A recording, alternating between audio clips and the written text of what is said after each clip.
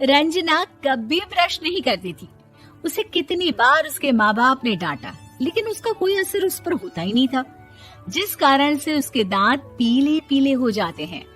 शादी के बाद अरे बहू, वैसे तो तुझ में कोई कमी नहीं है, पर तेरे दांत इतने पीले कैसे हैं बेटा? कैसे मतलब? कोई सर्जरी थोड़ी ना कराई है। वो तो क्या नाम, मैं ब्रश नहीं करती थी तो पीले हो गए। अब क्या करूं? आप कहे तो लाल करवा लूं या फिर काले? यार ये क्या है, क्यों माँ से लड़ रही हो? लड़ रही हूँ? अरे मैं लड़ रही हूँ या ये बोल रही है कि दांत पीले हैं, पीले। अरे तपस्या थोड़ी ना की है इन्हें पीले करने के लिए। बकायदा ब्रश नहीं किया है 20 साल तक, तब जाकर। छी, कैसी बात कर रही हो? ये उस वक्त तो पीले नहीं थे जब हम लोग तुम्हें देखने आए थे। अरे तब साफ करवा लिया होगा डेंटिस्ट के पास जाकर। अब देखो कैसे पीले पीले लग रहे हैं। रंजना सास की तरफ गुस्से से देखती है। फिर शुरू हो गई पीले पीले पीले। अरे पीले तो तब भी थे जब मेरे हाथ का रसगुल्ला उड़ा उड़ा कर खा रही थी और बोल रही थी, लड़की नहीं गुणों का खजाना दे रहे भाई साहब आप। खैर, अब वो लोग करते भी तो क्या करते, पीले दांत वाली बहू पल्ले पड़ी थी तो झेलना तो था ही। एक दिन कीर्तन में रंजना गाना गा रही थी। अरे कमला बहन, माँ का द्वार है, यहाँ तो सब शुद्ध होकर आते हैं, फिर अपनी बहू को ब्रश भी नहीं करवाती तुम। दूर से पीले पीले दांत भक्ति में बाधा उत्पन्न कर रहे हैं। अरे कोई 2 साल के बच्चे थोड़ी ना लेकर आई हूँ मैं बहू बनाकर। अच्छी खासी लड़की है, अरे कैसे करवाऊं ब्रश? ये तो उसे खुद करना चाहिए ना। अब माँ बाप तो इसके जैसे तैसे निपटा दिए, ये नहीं सोचा कि सास कैसे संभालेगी।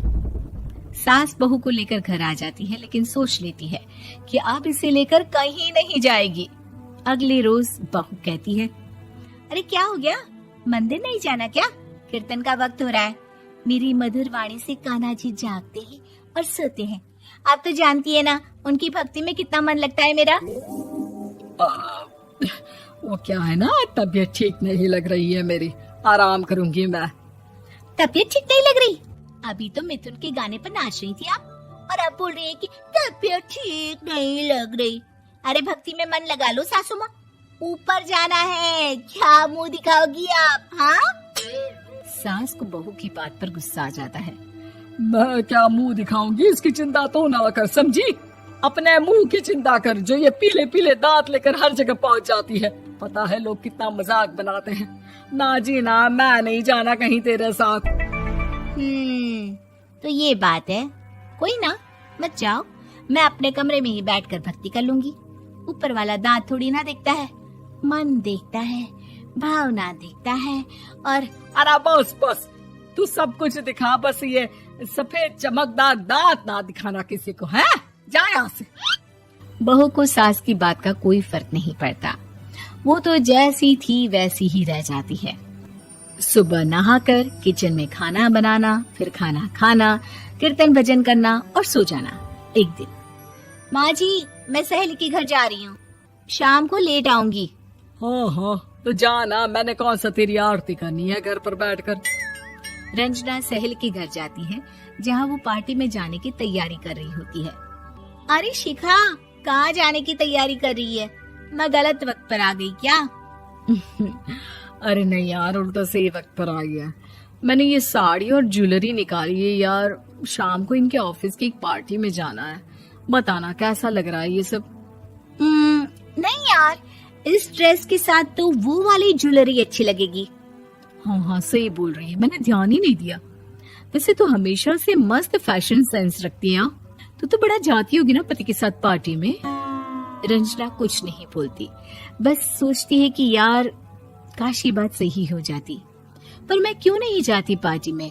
क्या इन लोगों की कोई पार्टी होती नहीं होगी? रंजना घर आती है और रात में पति से सवाल करती है, एक बात बताइए, आप मुझे किसी पार्टी में क्यों नहीं ले जाते? क्या आपके यहाँ ऑफिस में पार्टी नहीं होती? पति बेचारा क्या कहता कि दांत पीले हैं तुम्हारे इसलिए। अरे कोई पार्टी होती नहीं हम लोगों के ऑफिस में, तो कहाँ से लेकर जाऊं? और मार्केट, मॉल, कहीं वीकेंड घूमना, कहीं तो। अरे यार, सारे हफ्ते में एक छुट्टी मिलती है, तो सोचता हूँ कि आराम ही कर लूं। क्यों?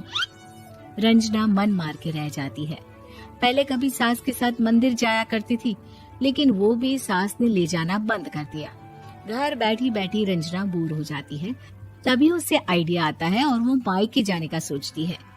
सासू माँ, 2 दिनों के लिए मम्मी के घर जा रही हूँ। अच्छा अच्छा, ठीक है, आराम से जा। और हाँ, माँ से कुछ अच्छी आदत सीख कर आना कि कैसे शरीर के हर भाग की तरह दांतों की सफाई भी जरूरी होती है, समझी? शुरू हो गई ना आप। वो लोग आपकी तरह नहीं है कि छोटी छोटी बात का बतंगड़ बना दे। उन लोगों के लिए मैं मायने रखती हूँ, ना कि मेरे पीले पीले दांत।